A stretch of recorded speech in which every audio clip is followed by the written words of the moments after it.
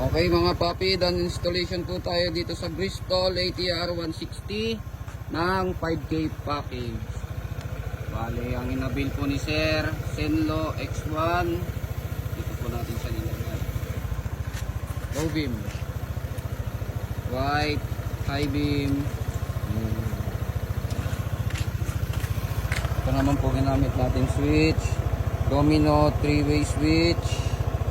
Ay, MSM pa nga. MSM 3-way switch. Bali ito yung nilang yan. Low beam. High beam. Yan, napakalala naman. Tapos sa busina, maglagay po tayo ng dual horn setup. Yan, pag naka-off po ito, stock horn. Long press.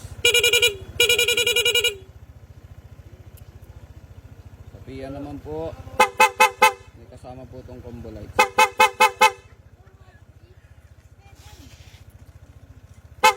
Pag nilong press, low beam, high beam.